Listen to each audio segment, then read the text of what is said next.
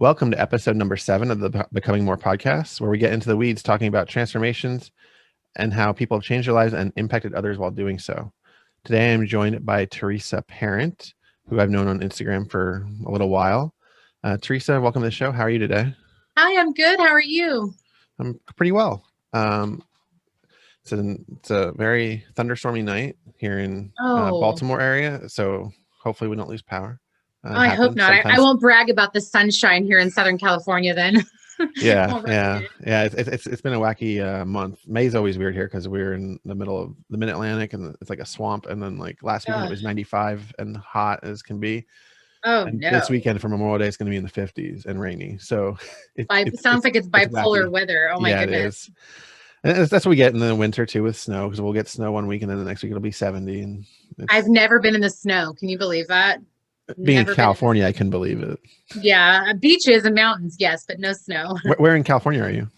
I live in Long Beach, so it's Los Angeles County. Okay, cool. Yeah, I went to LA 2018, like right before I started my journey.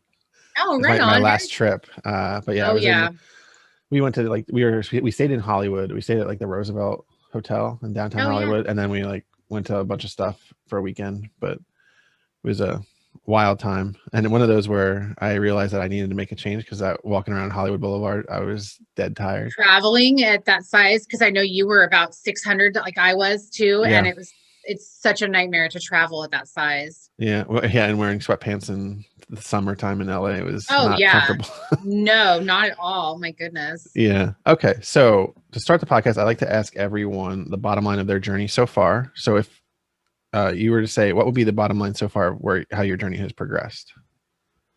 Well, I've lost 357 pounds in 3 years. I went literally from hardly being able to stand for more than a minute or two, or being able to walk like 10 feet, to I'm on my feet all day long. I take regular walks, miles at a time. I do Mhm. strength training. I have like boundless amounts of energy, just completely night and day. I don't even know that person anymore. It's just a trip. My life is completely 100% different. Yeah, and it's incredible that you lost 350 pounds, right? Like that's an incredible number. I literally lost my sister's family. My sister, her husband, her 2 kids combined weigh that much. So I lost an entire family off of my body. So Yeah, and that's yeah, incredible. thank you. Yeah, and it's interesting because I can relate to what you just said about how you don't recognize that person. I mean, you know who Yeah, you were when you were that person, but like yeah. you do so many different things now than you did then. My Where like, life is so different. Yeah. yeah. And it's funny, speaking of the weight, I've lost about almost 250 in the 3 years. Congratulations. Thank That's you. amazing. Like, how many people? We're in a very small club. Like, there is not many Yeah. people who have lost that much weight. I do know a few people have lost more, but it is a small Wow. club. And I met a few of them in person, and it's weird because you like meet them and it's like like we were all like 500-600 pounds at one point. Yep. Right. Yep. But I was at the gym last week I work with a trainer like once a week, and I was doing the leg press, and we'd done the leg press. We actually had met with her twice because we were making up a session from the week before. And I was doing like, so the second day I usually do like 350, but I did 250 to be lighter because I'd just done it the night before. And I was like, I said, this is like the amount of weight that my legs carried every day. Yes. Extra Yes. compared to what I used to have. Yep. Yeah. It's And so funny. I complain now, like when I hold my little niece and she's like, what, 20 pounds? I'm like, yeah, oh my God, how did it? My sister's like, really? Like, you carried around my family on you. I think you can hold yeah. the baby a little bit longer. Yeah. And you think about like the 4 pounds of pressure for every pound. And like, that's, like 1,400 pounds that you're not carrying. It's crazy. And you know what though? I feel it. Like, I brutalized my body weighing that much. Mhm. Like, I thought that after I lost all the weight that like my body would just be like, oh yeah, like new again. No, I feel it. Like, I messed up my body.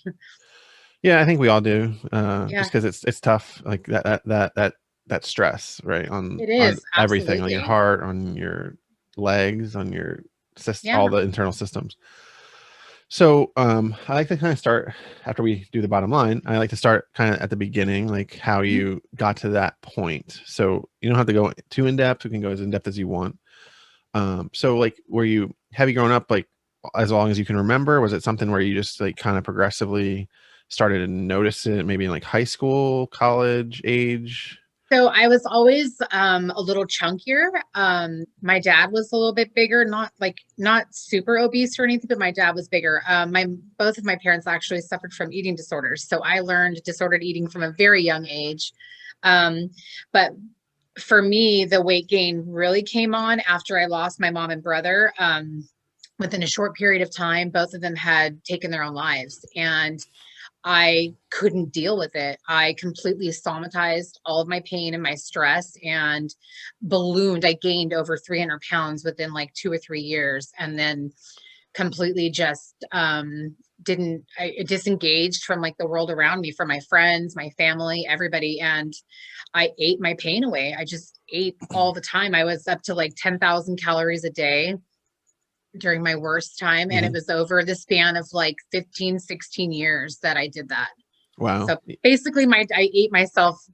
20s and 30s were just gaining tons of weight and Mhm. being super miserable and staying in the house and being completely sedentary. So, Yeah. Well, sorry to hear about your family. That's oh, that's rough thank you. for anyone. I've worked through that, which is how I even like started seeing success in my weight loss journey, was learning how to let go of all that. So, Yeah, and it's interesting. So you when you were doing this like soothing with food, let's say, for mhm. better lack of a better phrase.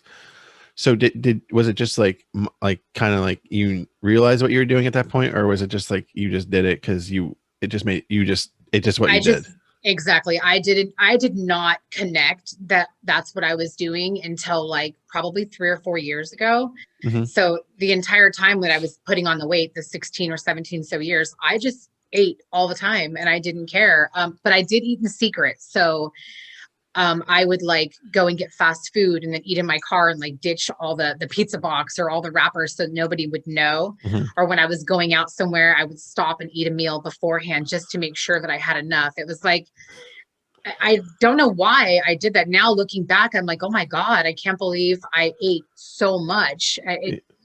Yeah, I feel like so many of us do that too because it's like especially so for me it was more like once I like had a car and could do go places and just like I remember in high school I used to so I would get money for lunch and then I also had a job but in sophomore year I started working in movie theater, so I would a lot of times like get something at like at lunch, but I would get something like super cheap. Like they used to have like these like little cheesecakes that they would sell or like $1. So I Yeah. get like two of them and it would hold me over because lunch was I had like a late lunch, so it was like 12:30 and school was over 2.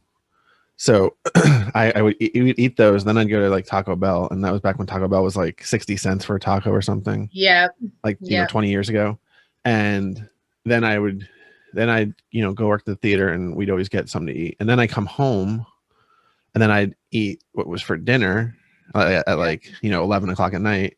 And then I'd Yeah. probably snack more because I stay up to like 2 or Yeah. whatever, and then repeat the cycle. And so it was all that on top of like 4 hours of sleep or 5 hours of Oh, sleep. that's, yeah. But that's just also teenager, so Yeah, it's a I little did as an different. adult, constant, and Taco Bell was my jam. On the way home from work, I would Hmm. stop off at Taco Bell, and it's funny because I had this spot where I called it like I call it now like my binge spot, Hmm. but it's a place where it's near the marina where I live, where I walk now, Hmm. and I would pull up there and I would eat, I mean, 8 or 9 things off the Taco Bell menu, and then I would like want to get out of my car to go throw it away. But I would be so mortified that anybody would see me because I was 600 pounds and I'm like all this fast food wrappers and stuff. Hmm. And now I walk there every day and I walk past and I see that spot where I used to go and I binge. And I'm just like, wow, just Yeah.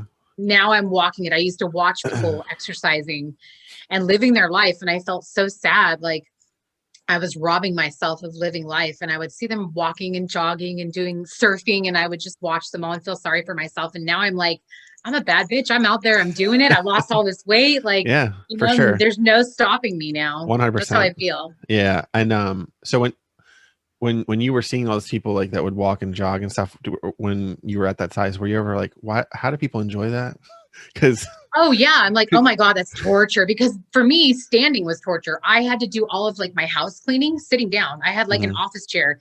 I'll wheel my ass around the house with a broom. Like I would cook Yeah. that way. That was just life for me. And I was like, oh my God, I would never be a person who loves to jog or work out. And now I'm like, oh my God, the first thing I think about in the morning is let's go work out. Like I grab my dog and I go, and Yeah. it's everything for me. It's like primary in my life now. It's also interesting you said about the chair for, getting around the house. And, I've seen like my 600-pound life enough times to have seen that multiple times. Yeah. I never had that. We both had our own 600-pound life journeys.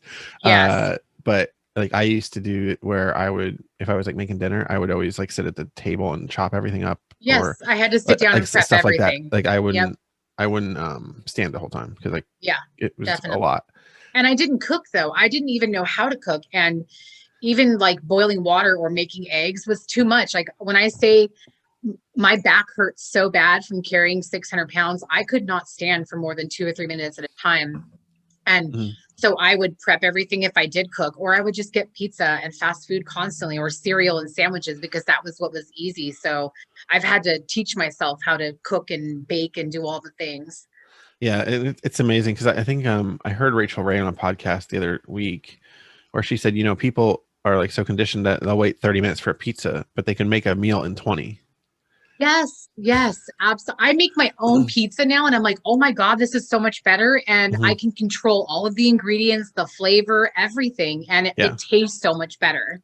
Yeah, and which is great because you found that nice in between of where you can still have the thing that you like, but have it in a healthier or more controlled version, right? That's my thing. It was like everyone's always like, I get messages from people all the time, like, you eat pizza? Like, you eat, and I'm like, I eat basically all the same things that I used to eat, but I've learned how to eat smaller portions and healthier versions of my favorite foods. Like, I don't think restriction and cutting things out for the rest of your life is sustainable. That's why people say they get on and off the wagon. I'm like, there's no Yeah, wagon. I yeah. torched that wagon. That wagon is gone. Like, I'm just going to live my life. That is right where I've been because I know a few people have lost more weight in a shorter amount of time, but sometimes like they're what they've done for their nutrition is not something I see as sustainable for me. Yes. Because Yeah. like because a lot like a lot of people are keto right now, and Yeah. because it's popular. Not to bash it or anything, but like Of I just never course. saw it as sustainable for me Yeah. because I was like I kind of like would still like cake Yeah. or pizza or Yeah. take Now your I pick. had weight loss surgery too. Hmm. So when I started my health journey, I lost for my pre-op, I lost 160 pounds in 6 months before my weight loss surgery. Which is And when I incredible. had my, which I was, I mean, hardcore dedication. So when I initially, I did strip out all the junk food, the fast food, the pizza, all those things, because at that point, I really needed to be laser focused because I Hmm. was so undisciplined with my diet.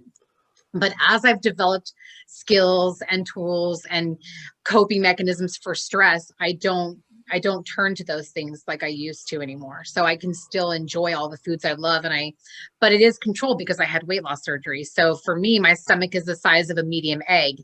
If I try to eat a whole slice of pizza, I'm going to be crying and in agony. So, or even sugar, Hmm. a teaspoon of jelly will kill me. So I know I'm mindful now because I don't want to feel like crap. I don't want to get sick. So Yeah, and I mean, while you say that there are so many people that have had the surgeries, whichever yeah, one you want to take your pick of, yeah. and they don't lose it, like they go back up. I know people who have had the surgery who have gained tons of weight. And it's really because, for at least in my perspective, in my experience, it's all mental. It's Hmm. all the Oh yeah. mental, emotional health that drives you to eat healthy or take care of your body or not. And so if you're not, like, for me, I always call it being in alignment. If my mind, body, and soul, if one of those areas is out of alignment, then I usually tend to turn to food for comfort Hmm. because that's what I'm used to. So I work really hard on making sure that all of those mind, body, soul for me, those are aligned, and that I'm taking care of myself in all those different aspects. So it's not just the food, it's definitely mental, emotional. I like it. I like the alignment because that's a good analogy because For so me, many that's how things. I feel. Yeah, Yeah, I mean it's same if your back was out of alignment, right? exactly. Yep. That's why I'm like, You'd be I, running to I something to fix to help exactly. not fix it, but like help make you feel better. Well, people, if your back hurts, people will turn to drinking or drugs or whatever Hmm. to try to numb the pain. And it's the same thing when I am emotionally unhappy, or I'm not feeling fulfilled, or I'm not taking time to walk or eat healthy or meditate, then I will engage in behaviors that are not as good for my body. So, Oh yeah, for sure. And you know, I know you mentioned you had the surgery. mhm. And I like to always say that like it's a tool, because like some people like say it's the easy way out, and I don't buy that for a I second. hear that all the time. People tell me I, that all the time. Yeah. I feel like it's a tool, and if the person like gets their mindset right, it's just another tool in your like arsenal Yeah. or your And tool first belt. of all, there is nothing easy about weighing 600 pounds and having to go through a massive journey and then getting your body cut open Yeah. and going through a major surgery. When you have gastric bypass surgery, like I did, you start off like a brand new baby. Your tummy, you do not know what you can handle, what you can take. Hmm.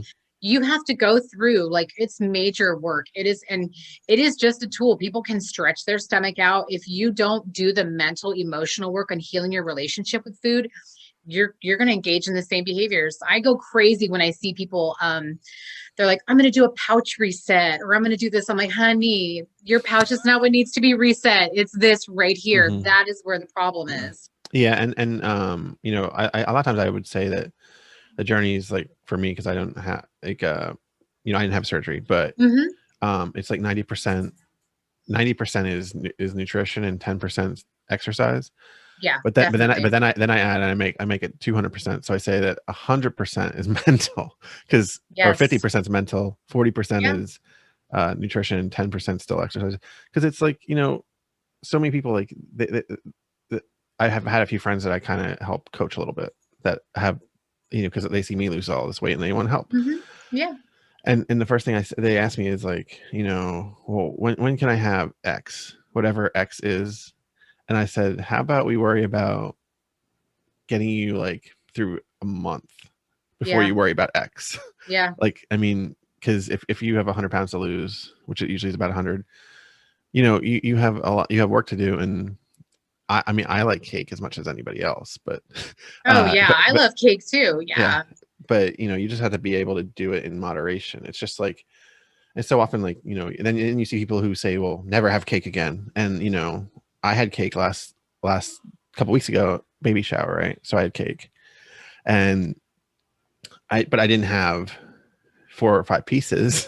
Yeah. There's a difference between it's the intention while why you're eating Mhm. and your feeling and like what's driving you to eat. If you're with a family having a celebration, like enjoy the food, but do it in Yeah. moderation. Don't just say F it and eat everything you want and make a pig out of yourself. That's not gonna make you feel good in the long run. But I bake and I cook, I eat cake all the time. I make pizza all the time. I make all the things and I sample and have a little bit of everything, but I Mhm. don't go crazy. That's good. It's like moderation, and like you said, Yeah, mindset is, as mine long as the mindset's right. absolutely. S- Yep. So you said you got gastric bypass. Did you get that about 3 years ago when you started your? In June I'll be 3 years post-op. Okay, cool. And when after you got the surgery, like you had like a, you know, because everybody, like you said, you lost 160 pounds to start. Like, was it pretty much like a slide down at first after you got the surgery, and then it No, eventually leveled off?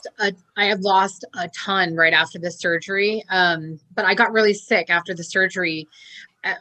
So when you lose that much weight in such a short amount of time, which you probably know, your body has to release all those fat cells, and in those fat cells are stored all the toxins. And so my kidneys were trying to process all of this, the toxins, and I got really sick, and I was in the hospital probably 5 or 6 times within the first few months after surgery. It was really rough. It was really rough. But I dropped a ton of weight the first year after surgery. It's only started slowing down, I would say, probably the past year. So after 2 years it kind of slowed down. But I have no problem with that. Like I'm cool with where I am. I'm hopefully going to be having skin removal surgery soon, so that will help. I have most of the weight that I have left is from loose skin, so I'm hoping to get that taken off, and then I would be well under 200 pounds by then. Okay. Hey, can we pause a second? Yeah, go ahead. I'll be right back. Yeah. Okay, so we're back. Let's pick up where we left off. If you remember what you were saying exactly, because What are I you don't quite. saying? You're talking about the gastric bypass. Oh, the weight loss Yeah. after Yeah. surgery, Yeah. the Yeah. weight Yeah. loss. There we Yeah. go. Yeah, so it's tapered off the past year that now that I'm coming on 3 years post-op, it's Hmm. definitely harder to lose the weight, but I don't have much left to go. Most of what I have left is loose skin that needs to be removed. Yeah. So, and that's interesting too, because like, loose skin, especially when you have as much as you've lost, Yeah. like you probably have like 20 or 30 pounds of loose skin So on you. my surgeon says that my stomach alone, I probably have 30 to 40 pounds of loose Okay. skin just on my stomach. Yeah. Yes. So, Luckily, my legs are pretty small. I do have some loose skin on my arms, but like there, it's not that bad. I have oh like yeah, that's this, not too bad. but like my arms are actually like kind of toned because I work out, but like Yeah. you can see the, Oh yeah, I have that too. but not bad. I'm Yeah, very I have lucky, it. like Where is considering. it? Like right here, Yeah, my bat right? wings. Yeah. Yeah. But it's all in my tummy. But if my tummy was gone, when this gets Hmm. removed, I'll be so much smaller than I am now. This is a pain in the ass. It gets in the way with everything. Yeah, I hear you. Because a few years ago, I actually had a plastic surgery to remove excess. I've talked about it before, but I had like a what's called a globule of like fluid and fat, which is like it basically hung from like my pelvis, and it was Oh like this wow. pendulum. It was like as big as this football behind me, Oh and wow. it just hung and like would sway, so that's not like my equilibrium and all that. So it was covered by insurance to get it removed, and Mine is going to be they covered also took too. care of So some lymphedema in my stomach.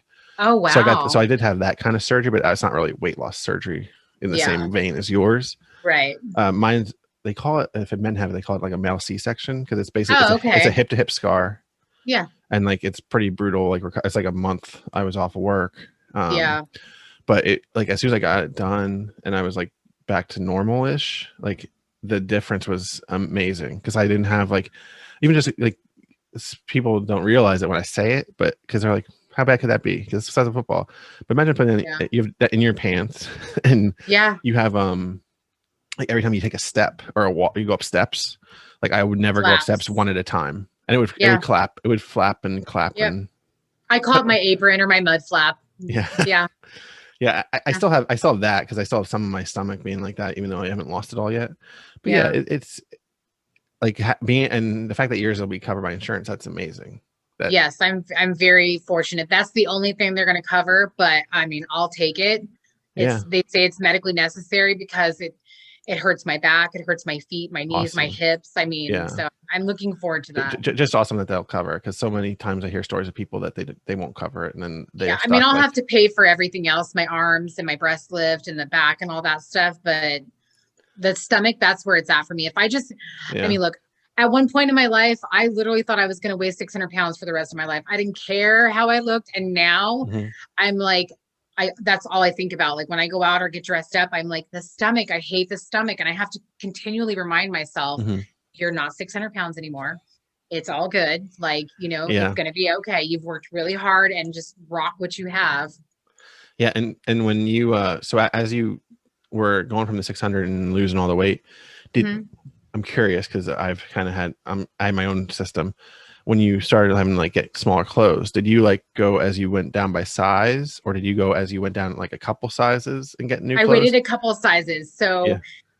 the biggest size that I was a 7-8X. My Hmm. clothes were all 7-8X. And then I did not buy new clothes until I was out walking and my pants just dropped. And I was like, okay, I need new clothes. And then I started to buy just a few things, but I bought things that I could tie, like the sweatpants and things like that, Hmm. to try to make them last longer. But Yeah, it was yeah, yeah. definitely weird to go from 7-8X and I could never find anything to wear in any store. I had to order online from one place that sold the 7-8X and I just wore like the same shirt in Hmm. different colors. And then transitioning from that to like wearing a 1X and shorts and tank tops all the time, like Hmm. it's so different from what I'm used to. Yeah, and a lot cheaper, I'm sure. Oh my God, so much cheaper. Like one shirt would cost me like $60 or $70 just Yeah. for like a regular shirt.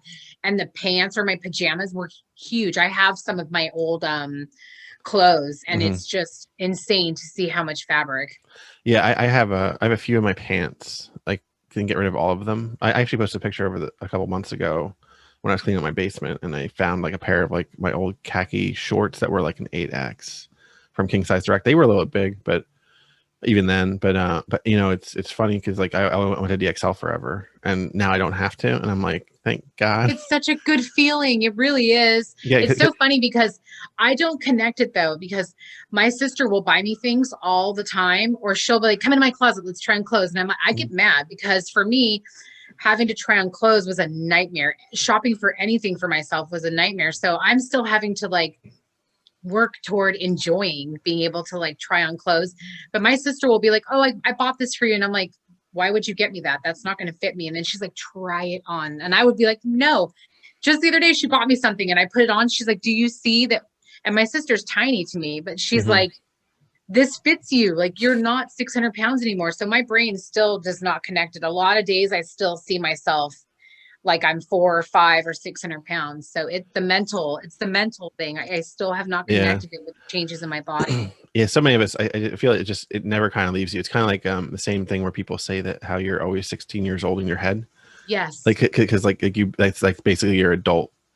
And you know, because you were adult. big too. So like at 600 pounds, everything from the way you get into bed, the way you scoot up, like just all the little things, for me at least, like all the little things, the way I go to get into my car, everything. Like my brother always tells me, like he'll look at me, he's like, sometimes you still walk like you're 600 pounds. He's like, you're not. Like, don't go up the stairs like you're 600 pounds. He's like, you can fly up those stairs. And I have to be reminded by people around me that like, you're not that big. You can sit in that chair, like the plastic, you know, the nightmare the scary plastic chairs. Ones. Like I would think like whenever I wanted to go anywhere, it took weeks of anxiety prepping, researching the venue or wherever I was to see how far the parking lot. And every restaurant go on Yelp and see the inside pictures to see what the table setup was. Yes. Oh my God. Looking at all the tables. Okay. Did the chairs have arms? And I would ask my friends, have you been there? Do you know if it's going to hold me or not?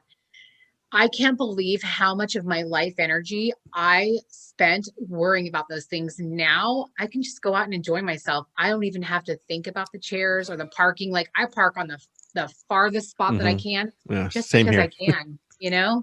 Yeah. It's like when I went to Target the other day and I like parked way out and I was like, yeah, it's not a big deal anymore. But before I would like just scope out till I can get like the closest possible space. Oh, you know?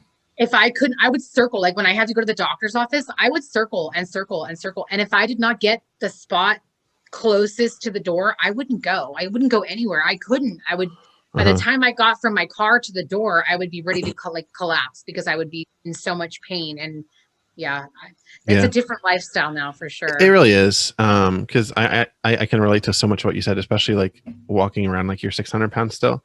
Because so many times, like stuff I get, so I have a truck, and like when I get in my truck, like I still sometimes think of when I used to, because like I used to have like the seat angled back, and you know, and all that, and I don't anymore. Like this, I had to have pillows to prop me up because I would like have to have it laying flat. Yeah, and then just other stuff like even like sitting, you know, if I go to another thing with the restaurant is like just being able to sit in a booth like that.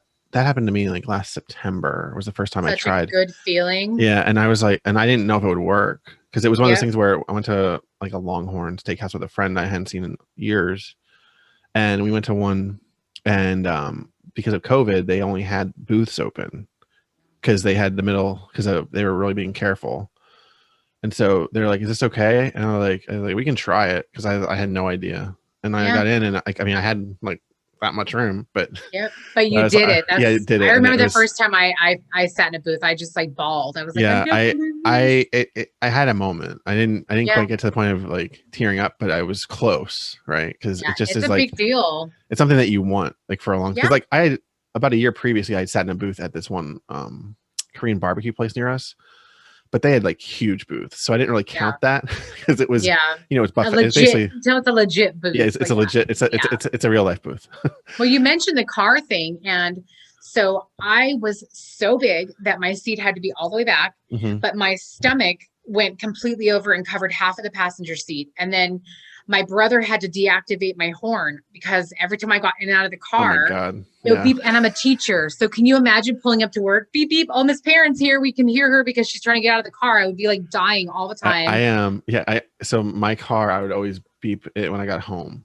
Like I would try to be careful at work, but even then it would happen. But at home, I'd always beep the horn, and I always hated it because sometimes I'd come home late. you know, and then And neighbors then hear it would me. beep. It's horrible. And then my stomach would knock my car out of gear while I was driving. Wow. So I had to hold the gear shift because my stomach would press it in and knock it out of gear. So, Wow. and even my head, my neck was so big that like even turning to like look for cars or do, it was so difficult. It was so hard. Yeah. Yeah, it's the things people don't think about. Like they see the people when you're out, right? And then you're just like, man, like Yeah. they don't know the all of it, what goes into it. And not to be a pity party, right? But No, of course. you know, I was out with somebody from the Instagram community. We met up and had breakfast a few weeks ago. And like when we were in this diner in like middle of Pennsylvania, we saw this guy come in who was like near my old size. And I saw him and I'm just like, it was one of those things where I wasn't like, it was weird because I was on the other side, right? And I was like, I was Yeah. almost like staring, but I wasn't staring like out of like disgust or shame or No, any of it's that. like fascinating to you, But it was right? yeah, it was fascinating because Yep. I was like, man, is that like, you know, what I do the I look same like? thing. Yep. I do and the same thing. and then I'm like, and then I, you know, I see what he ordered and it's like a whole bunch of like pancakes and or waffles or whatever. And I'm like, Yeah. yeah, that's why. But Yeah. you know, it's so interesting to be on the other side. Like I say on the other side, I mean, I still have over 100 to lose, but I'm like on the downhill slide of But the scale, right? Oh your yeah, mindset's way mindset is different. on the different side. And that's what it is. The rest of the weight's just going to follow after because you're working on shifting the way that you think about food and your body and Yeah. your health.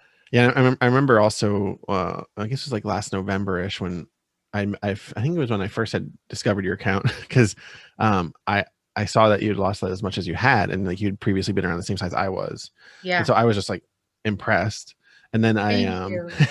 and then I think Thank I you. messaged you and I said you know, something like, what did you do in the times when you didn't lose for a while? Because like I had gotten in this situation where I was like I'd lost 100 over 8 months. And I kind of like maintained for a while. Then I lost 100 over 8 months again. And then I was in that next maintenance phase. And I Yeah. was like, I just want to keep it going. Yeah. and You want to keep that momentum going. yeah. And then you're Yeah. like, you were like, your body just needs to recover too. Yes.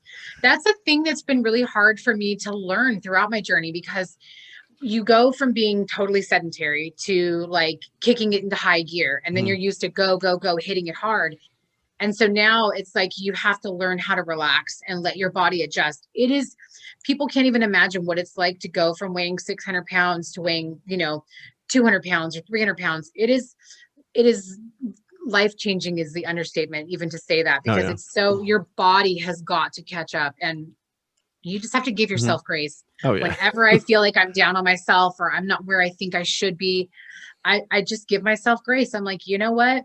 You're not where you were. And I look at my day and I'm like, how many things did I do right today that are focused on my vision for my life? And if I'm doing a lot of those things, then you know what?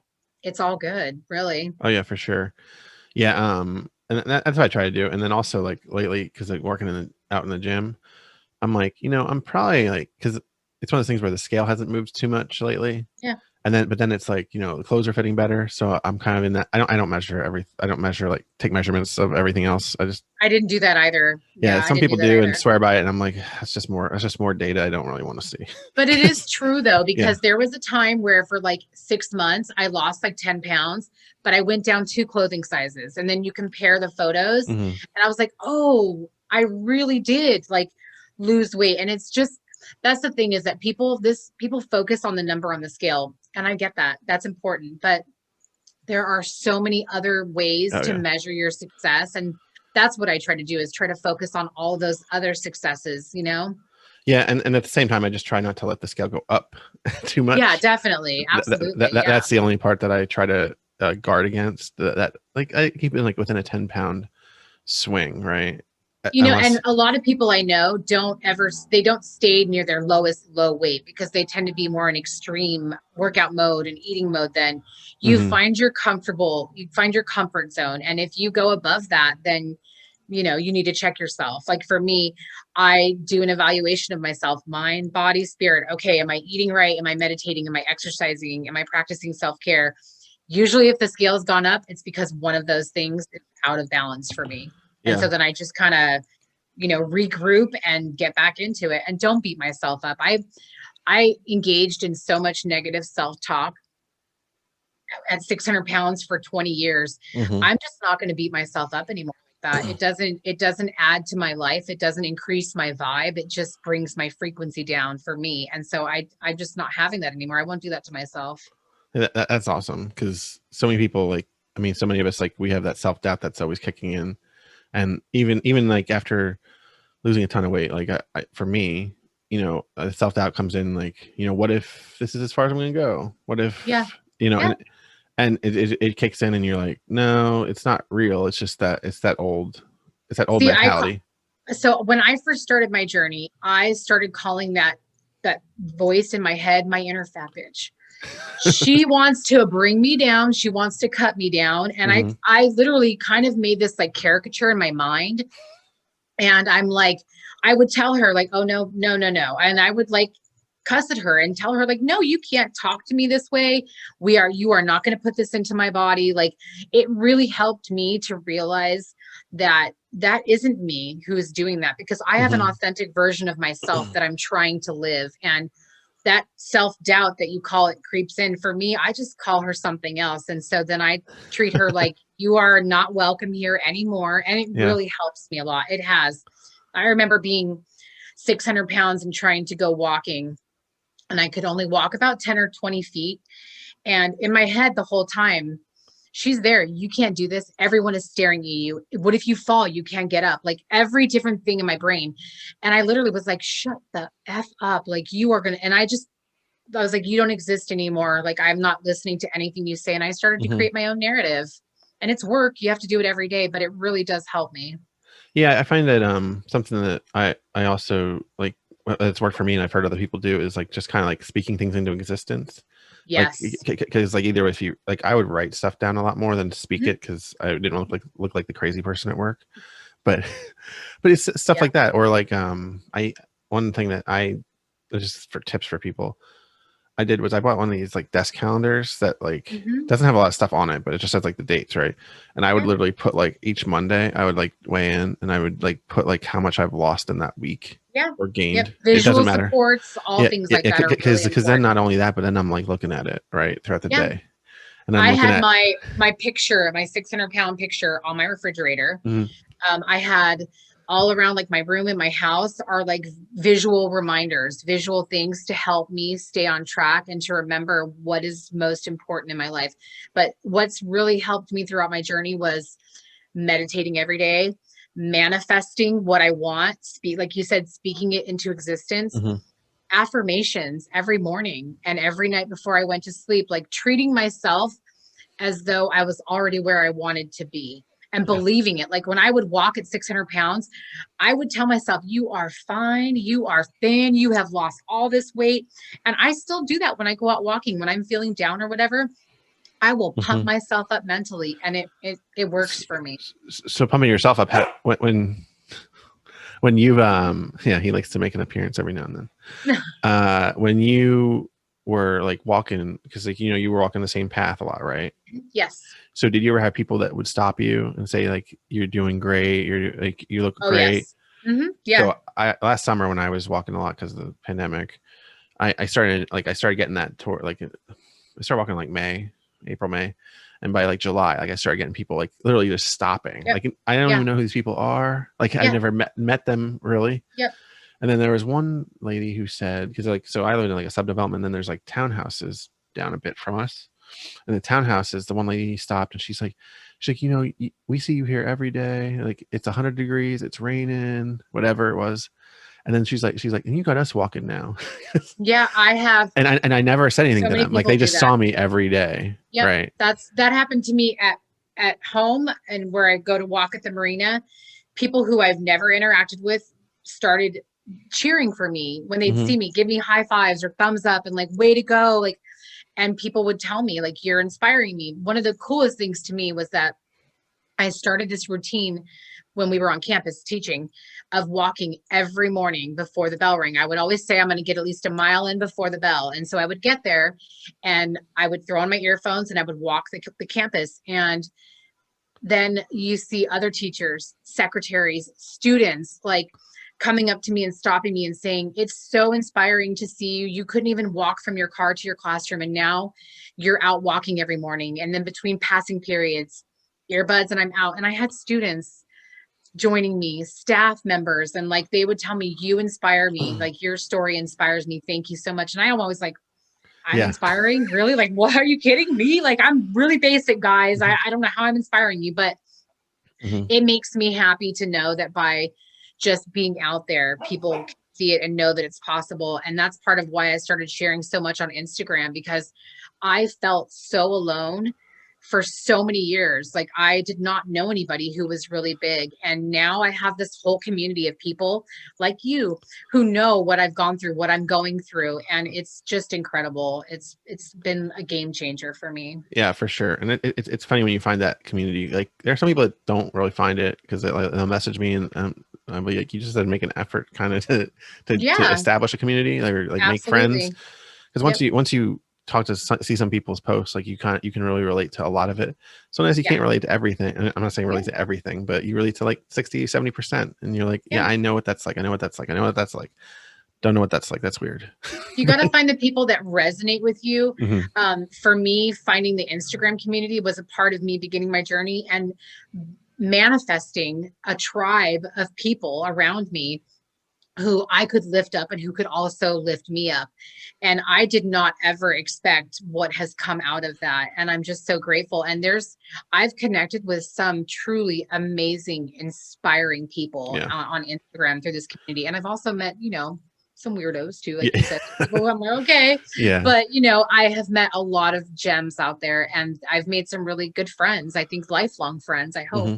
Yeah. And so one of the things that you mentioned too was, and it was kind of like something someone I've seen people post before, is like, you can't fill your cup from one from a leaky cup, right? Like you can't like Yes, fill up your own, because like sometimes you just need that, you need to fill up like inspiration for yourself. As much absolutely. Yep. as much as motivation might be, not a real thing for some people, think it's not like really as big of a deal as it is for others, but you know finding someone like, you're like, you see them and you're like, man, I was like that, or I'm like on the same kind of path as them, right? Yeah. So you kind of get like a fraternity almost, For me, or I think sorority. I think how it's helped me, yes, sorority. For me, I think what has really helped me was that from going from weighing 600 pounds and not thinking I was capable of doing anything, and then following accounts who are at different phases of Hmm. their health and wellness journey. So I started following people who worked out in the gym, or who went hiking, or who did paddle boarding and all these different things. And so what that did was that opened up a realm of possibilities. Like, oh, if they're doing that, maybe I can do some of those things too. And had I not ever seen these people, I would never have known to do that. Like, I would keep the weight loss trackers and like the Hmm. workout tracker, like everybody posts in their stories. I never knew anything about that, but it got me motivated and inspired and helped me to continue my weight loss journey, especially in the beginning when I was lost and trying to figure it all out. Yeah. Yeah. And it's funny too, because you mentioned about how when people came up to you and said that you inspired them, and you were just like, that's weird because I'm just me, Yeah. right? Yeah. And like when people say that I was inspiring, even like in real life, right? Not just Instagram, because Yeah. Instagram I get it a lot, but Yeah. in real life, and I'm like, that's weird. Yeah. Like one of my like, the lady who used to be my boss, she told me I was so inspiring, and I was like, I don't know how to respond to that, because it's just It's strange. awkward. It's awkward, and then like a lot of Yeah. times I just started doing, like when people would say it on the street, like I didn't know, I would be, oh, thank you. Like that's Yeah. because I was like, I don't know how else to I respond to had a it. really hard time accepting compliments because Hmm. I felt so unworthy. I always tried to hide myself away and diminish my light. And now that I'm like out there trying to shine as bright as I can, I still struggle when people compliment me. My sister, my family always have to tell me, like, no, no, take the compliment. Take, Oh, like, just well, take yeah, and I even do things like when I was talking to one of the guests on this show a couple weeks ago, Rob. And I was saying, I lost 100 pounds, but when I lost 100 pounds at 600 is a lot different than somebody at 400 losing 100 pounds. And he like stopped me and he was like, no, he's like, it's 100 pounds. 100 pounds. Exactly. Why we Yeah. diminish Yeah. ourselves. I don't know why I do that, but I absolutely do that. And people always have to remind me. But it Hmm. is weird to think that I'm inspiring to anybody in my everyday life or on Instagram. Yeah. It's not something, I don't know if you ever get used to. I don't know. You know, it's kind of like you just kind of fill each other's cups up, because you can't get Yeah. used to it. You don't really get used to it. And like, it's kind of becomes reciprocal too. Cause like so many Yeah. people like they inspire you, you inspire them. Like people on Instagram that have huge followings compared to mine. And like, they'll tell me that I inspire them when I was like Yes. doing my stuff. And I'm like, that's just weird. Cause Yeah. No, I get it. Yep. I especially like know. especially people like that when I was at my heaviest and like they were accounts I found and I was like, man, if they can do it, like I could do it. Right. Yeah. Because at And every stage, it's valuable to somebody out there. I yeah. mean, somebody is Mhm. going through it. It's going to resonate with somebody. And Rob, who I mentioned earlier, I'm sure he'll love getting multiple shout outs in one episode. He had seen me last summer when I was doing my walking streak. So I don't know if you know, but I did like 191 straight days of 10,000 Yes, steps. that's Right. incredible. And it was, and then I stopped it before I like hurt myself or like just, I was kind of becoming beholden to the streak more than Yeah. actually wanting to do it. Yeah. And also here it was getting dark so early and I was working and I had other stuff going on.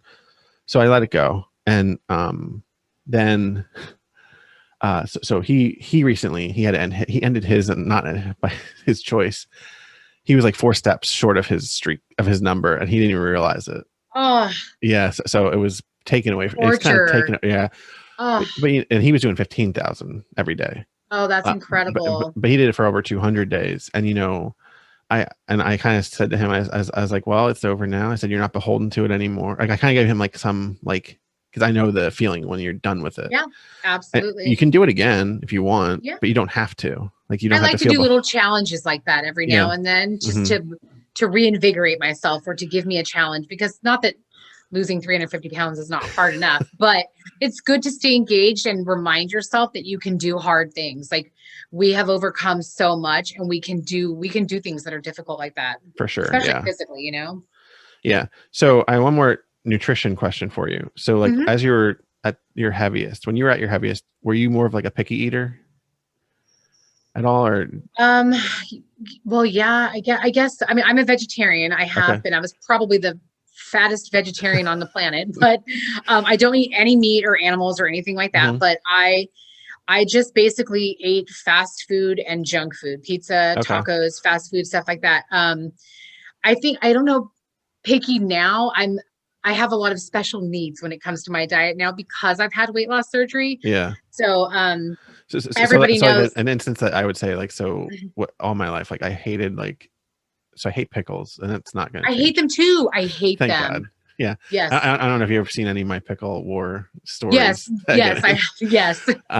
But so I still don't like them, but like stuff like tomatoes and onions and things, like Yeah. I would never eat them. And now like I'll Same eat them. here. Now I'll eat them. I never ate vegetables before. Yeah. I would always just be like, oh, I would take all that off of there. Yeah, I guess, you're right. I was very picky. Now what I eat has broadened a lot. Hmm. I eat all the different vegetables and I'm not afraid of trying things now. Before I would not do it at all. I was very controlling with my food Yeah. when I Yeah. was, and God forbid you try to like share my food with me, like that Friends thing, Joey doesn't share food. That was me. Like I would get heated, like, dude, that's mine. I would be counting in my head, like how many slices there were and like how many I was going to Hmm. be able to get. And now I'm not like that at all. I'm like, oh, do you want a bite? Do you want some of this? Before it would like Yeah. literally, it would make me so annoyed if someone wanted a bite of something of mine. Yeah. Too. Yeah. I'm just curious because I find that so many of us that were overweight to that point, like we liked what we liked and we didn't really go Yes. outside of it. And then once Very we routine do, about what I ate. yeah. So even like I was a big Chipotle fan when I was heavy, and now I don't go to Chipotle anymore because of their listeria problems. But I go to Qdoba because it's very similar, right? Yeah. And I would never get a bowl with any of the vegetables in it Yeah. Oh no. because I would just get like the rice, beans, protein, and then like a sauce or two, right? And then now Yeah. I get like a bunch of the other stuff, just because over Absolutely. time, like I'm fine with it. I'm still a Like little I would iffy on never tomato eat. texture, but Yes, and so funny because I would like before if I had eggs, I would only ever eat eggs if I had toast with them or English muffin or mhm. something. And now I eat like veggie omelets every day and I don't have any bread with it and I'm all good. It's just so weird how I've become more open and accepting of different foods and also my priority has shifted. Now protein is my goal, being healthy is my goal. And so I try to reach for the healthy foods first before I fill up on other Oh stuff. yeah, yeah. It's so easy to find stuff that you like that isn't the junk, right? And Just here in depends what you Southern want. California, like where I live in LA, like Los Angeles County, there's vegan restaurants on every corner. Like there's no reason for me to have to pull through a McDonald's to get food. I Yeah. can go anywhere and get healthy food here. Yeah, So, yeah, yeah. There are plenty of, like, I mean, I've been out there a few times, and every time it's like crazy how many other options there are compared oh to yeah, a lot around. I mean, I can go to Washington D.C. and there's a lot of options there too, right? yeah, But once you get outside of that big metro area, then you got a while till you can like find oh something yeah, that'll work, right? yeah, definitely. So, kind of getting towards the end of the podcast here. I like to ask each guest about something that's like a hobby or an interest. It can be multiple things of yours. It doesn't have to be weight loss related. It can be. So, what I know you have a list that you made I and do. sent to me. Yes, I'm a list maker. I'm sorry, I Oh am. no, I Um, like it because I like I to like be to be prepared. organized. Yeah, me too. So, So yeah, go go ahead. ahead. Go ahead. So throughout my weight loss journey, my sister and I, she's kind of helped me and guided me. I taught myself how to cook and bake, literally starting from scratch, no idea how to do anything. And so now not only am I like, I've taught myself how to cook and bake, but I've transformed all the foods that I love into healthier versions. And I'm like growing food now, like growing veggies Mhm. and really trying to connect in healthier ways to food, with food. And my sister and I are writing cookbooks and children's Oh books, and wow, we're like, we've started our own little company, and it's just in the beginning stages. So we're getting everything trademarked and copywritten and all that. But it's super exciting because it's something that I've always wanted to do. I just didn't know how I was going to make it happen. And now going through this weight loss journey and everything that's just completely transformed me, I feel like I have things that I want to share with people and that could really help other people. So that's awesome. Yeah. So I'll look forward to seeing your cookbook one day. yes, hopefully by the end of the summer we'll have our first one out. We're doing I'm working on one right now that's all about sweets. So like it's specifically for the weight loss community, Hmm. how to transform your favorite things into like healthier versions. And then I'm doing another one too. If you watch my stories, I'm always making like chaffles and Yeah. just transforming things. So that's I'm going to be working on those two books right Yeah. now. That's what we're doing now. I So still haven't gotten on the chaffle train yet. I see people doing them all the time. See, I'm not obsessed. like a breakfast food person. I never have Oh, see, been. I am. I could eat Yeah. breakfast 24/7. I'm Um, obsessed. I love I usually breakfast. have it like, because I intermittent fast, so I have it like once a week. Like at Oh, Sundays, okay. usually get Yeah. something, or we'll go out or make something Well, here. you can make savory chaffles too. You can make them Yeah. tacos, pizza chaffles, anything. They're so good. Every time. So I would bring my waffle makers to work and set up a chaffle station, and all the people would come and they're like, "Oh my God, this is like mind blowing." And they would come back for seconds and thirds because they were so blown away with how good they are. That's awesome. Yeah, that's awesome. I wish you much success on that, because Thank that's quite you. an undertaking, right?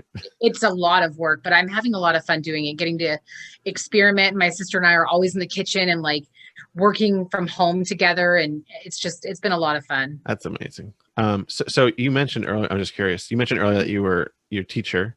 Yes. So Mhm. what do you teach? So I've ran for a few years. It's a program called Apex where we help students who are high risk for not graduating. So Hmm. basically, I would act as like a case manager for them and help them graduate, help them make up all the credits that they're lacking. And then all of my students are all in special education. So I've worked with full spectrum in special ed for Okay, I think probably 13 years now.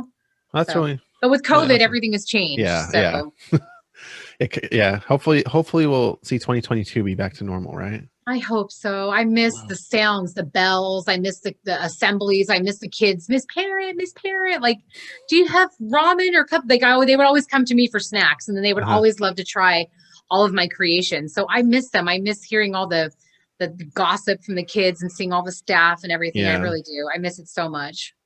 yeah. It's tough because social interaction is such a huge part of life, and like It really even is. people that were previously large and like to be social outcasts at times, Yeah. even us, like you'd be like, I need people around me. Well, and now the first time in my life, I'm able to go out and do all the things, and then the entire world shuts down. I'm like, I really? know. Like, I want to be Yeah. out and do things. So, Yeah. My biggest thing, friends of mine and we've been doing this for like 5 years almost, had like, every other month poker night, either at oh, my place or another friend's place.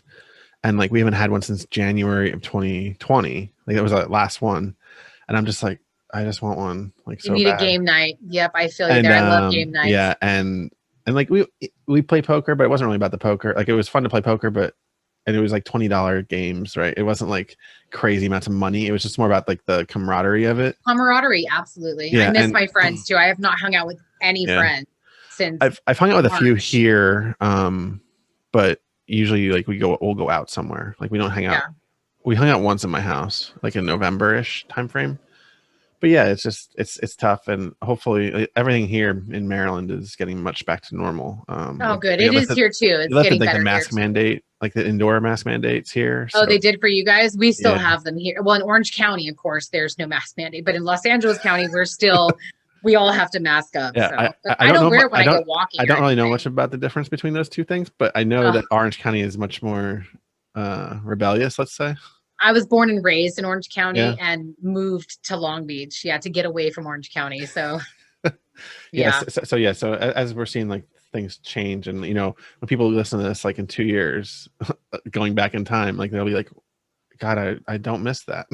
No, and that's one of the reasons why my sister and I wanted to start our own business during the whole COVID pandemic, because I realized I don't like having to live this fast-paced life.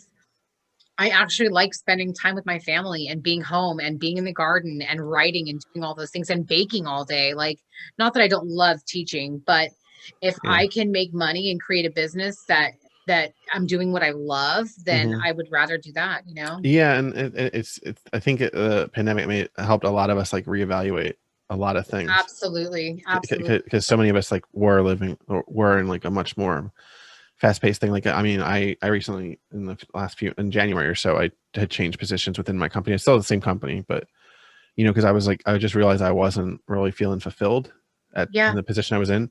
So I went to another one, and like I've done well in it. So and it's like it's much more invigorating to do Yes. that, because Yeah. when you like feel mundane, like whatever you're doing is mundane, you're like, Yeah. And what I I'm don't, doing now is challenging for yeah, me. It's fun, but it's challenging, and I'm having the best time doing it. So that's we want amazing. to just buy a property somewhere, and like, so I can have my own little farm, and my sister can have all the babies and they can run around and we can just write books, and do that. That'd be great. Yeah, you can be like the sisters version of like Chip and Joanna Gaines, right? Yeah, exactly. Exactly. All right. So, kind of wrapping up Mhm. the show, I like to ask every guest 5 questions. They're the Okay, same five every time. It's a segment called Brett's Corner, which was going to be the title of the podcast originally. cool. Okay. So, question number one is, what movie, TV show, or event, can be anything, are you most excited for in the coming year? Two things. Okay. Tomorrow is the Friends reunion, and I cannot wait. I probably aged myself, but I don't care. I'm super excited for that. I've seen the trailers and I'm dying. But the movie I've been waiting for is Top Gun 2.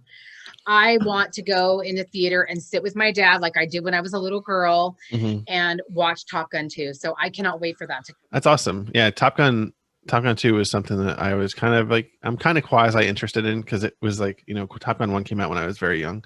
So I Yeah, me didn't see. too. Yeah, I was a I little mean, kid. I'm I was, 43. I don't know how yeah, old so you I'm are, but 37. So I was oh, okay. I was like 3 when it came out, or 2, Gotcha. whatever it was. Kelly McGillis actually lived in in the county I lived in. Oh, very cool. Yeah. But yeah, so Friend is not for me though. No, I'm a Friends Yeah, girl. I love I Friends. my wife and I actually went when we were in LA. We went on the Warner Brothers tour. Did you ever Oh, go on? yes, Have where you you gone get on to that? go. I have not been there, but I So want you can to. sit on the Friend's couch Yes, on that I tour. now that I've lost all the weight, Yeah. that's where I'm We going the went on that next tour, year. and we just skipped it because I was like, well, also Did I was you? at my heaviest, and I didn't want to see myself sitting down in a picture. Oh, I'm yeah. still not into sitting down pictures. Oh, I hate sitting down pictures. Oh my God. I did take one for our baby announcement photo shoot thing, and that one I like because I also have something kind of covering my midsection, so it helped. Yeah. That's where most of my weight is. Yeah, So I totally get that. I hate sit down pictures. I would yeah. rather be standing. But I also just never liked Friends, so I didn't, and she wasn't that into Friends, so it was like, No we don't big really deal for care. you. Well, we can But agree to disagree on Friends. yeah, That's yeah, okay. Top Gun, sh that's where it's at yeah, for me. Top Gun. I'm intrigued. Tom Cruise has been really good in movies. I just prefer not to think about his personal life because the Oh yeah. Scientology is For crazy. me, I agree with that. For me, it's nostalgic for my dad. My dad Hmm. and I'm a daddy's girl. We're very close. And that was our thing when I was a kid, we would watch Top Gun every weekend together. He took me to the theater to see it. And I'm super Yeah. excited. I just want to sit. I didn't get to see my dad for the past year very much at all because he has a compromised immune system. Hmm. So I'm just now getting to see him now that we're both vaccinated. And he just keeps talking about it. So we're just both really excited just to be able to go and sit in the theater together and watch it. Yeah. And you can just, I feel the need, Yes, the need for exactly. speed, The right? need for speed. Yep. Yeah. And it's supposed to come out like this summer, right? I think This, so. it was supposed to, but now they're saying that they're not going to let it come out until November. So Okay. Well, still this year then, right? yeah, So this year. Yeah. yeah, great. All right. So question number 2 is, what are 2 non-health related goals you have for the next year? I'm guessing one is your cookbook. Yes. To get our business, my sister and I, our business up and running, fully fledged running, and then to publish my 2 cookbooks. That's what I would like to get done in the next year. Awesome. I feel like you're really motivated. So I wish you the best Thank because you. that's Thank you. We work not every easy. day. I treat it like a full-time job. We work all the Yeah. time on it. Yeah. Awesome. Okay. Question 3. If someone came to you saying they were lacking motivation to stay consistent, what are three pieces of advice you would give them? Um, I would say to maybe take a look at your life. Like I was talking about being aligned, really take an honest assessment of your life, your mind, body, soul, whatever you want to call it, and look at what you're doing right. First of all, identify the things that you are doing right, and then maybe Hmm. make a list of the things that you think you could would make you happier or healthier or help you to reach your goals. That's usually the first thing I tell anybody when they ask me. The second thing I think is to have a strong support system. So build a tribe of people who will not only support you, but will call you on your bullshit. That's so important to like when somebody sees that you're struggling or maybe you're engaging in a bad behavior or whatever, or what so-called bad behavior, that they'll call you on it. And the third thing I think would be to use visual reminders of your goals, of your vision, put up a vision board, put up notes, use trackers, whatever you need to do. But I Hmm. think visuals are really helpful. Yeah. Awesome. Okay. Question 4. What have you discovered about yourself during your journey or transformation that surprised you the most? The mental aspect of it. Everybody always focuses on the weight. And I Hmm. thought, okay, I'm going to lose 357 pounds and I'm going to be happy and I'm not going to care about anything in the world. That's not true. That's not true. It is mental work every single day, fighting my inner fat bitch every single day. Like that never goes away. So I think that's what surprised me the most is that it's not just about the physical weight or the food I put in my mouth. It's my mental and emotional health. That's what drives everything. Yeah, yeah, definitely. We talked about it quite a bit earlier, but Yeah. it is so vital for for anything, not just weight loss, but That's definitely what surprised me the most. I did not expect that. I thought yeah, it would be like having to learn how to walk or how to, exercise or do anything. No, none of that stuff. It's definitely the mental and emotional yeah, aspect. cool. All right, last question. If in 150 years science fails to save us and all that is left is a book about your life, what would the title be and what would the blurb tell us about Teresa? So I thought a lot about this, and I think that my book title would probably be like "Shine On," I and like it. it would say something about how I pulled myself out of the darkness and into the light, and I am never going back into the darkness ever again. I'm going to shine as bright as I possibly can for the rest of my life and try to spread that and lift as many people up as possible. I love it. I love it. Because I will say that like your personality is definitely one that shines. Like I've noticed Thank over my you. time following you on Instagram and then even today talking. Okay, so if anyone wants to find you on Instagram or wherever else, where can they find you? So on Instagram, I'm at Transforming Teresa Marie. Okay, and I will add a link in the show notes so that way they can just click it and not have to Awesome. worry about Perfect. typing it in, right? Thank Because you. Yeah, it's very long. I know. yeah, No H. Teresa, no H. no H, yeah, No H. Everybody always wants to throw an H up in there. There's no H. yeah. All right, so This was fun. Thank yeah, you. I appreciate you coming on. Yeah, you're awesome.